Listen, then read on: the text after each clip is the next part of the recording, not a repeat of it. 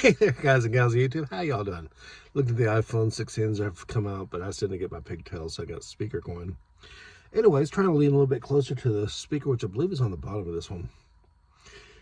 Nothing really to talk about. Just got some stuff coming in through, like Bricklink and stuff. Looks like I got some parts, hopefully for maybe we'll get some progress on that old M-Tron set, the Mega Core magnetizer. That'd be kind of cool.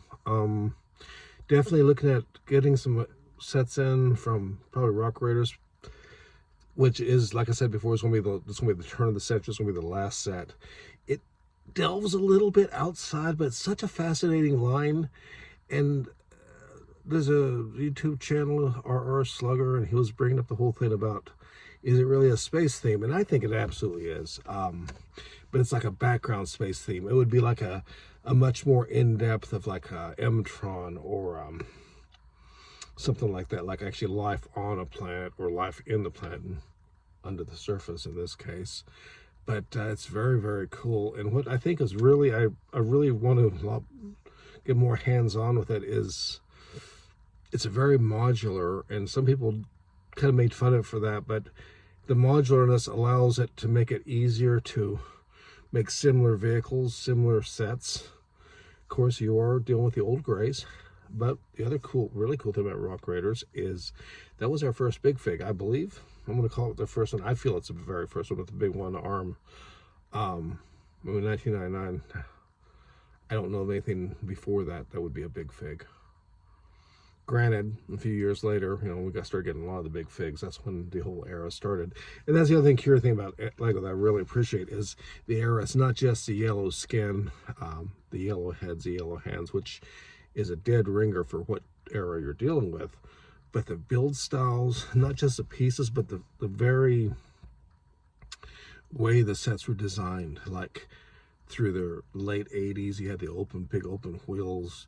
You had lots of Technic, but Technic used in like a modular way, or pure Technic sets like the old Lego Technic, which is what my mom bought me when I was a little kid back. I don't know, it was a red and gray car. It was really cool. It had steering and stuff. It was pretty neat. Open gearboxes and stuff. It was pretty neat set. Still got it somewhere. Let's see. Lost my track of thought. Oh yeah. And then of course, through the 90s, Lego's really into this whole Mech Warrior look, the big mechs. And sadly, they didn't really have the pieces yet like we do now.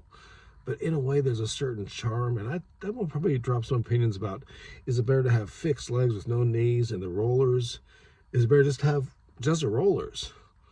Or maybe, maybe they just kind of overlooked something that should have been obvious. But anyways, really appreciate the views out there and the great community, and keep an eye out for updates, and back to working all the time again. So probably more on the weekends for either unboxing stuff. Kind of dropped off from live streams because it's just been so hard to do it. Been so tired, and I don't like doing that when I'm just half asleep. And maybe it's better to do videos that we can formulate my thoughts a little bit better rather than just sit there staring sometimes. I know I do that.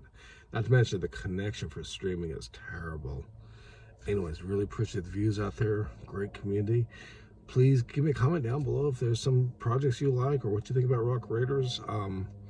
That's a good cutting off point. I believe it is. It's turn of the century. It's 1999. Everything after that is, and I know that I'm not talking about UFO and stuff, but anyways, y'all let me know. Guys and gals, till next time, ciao.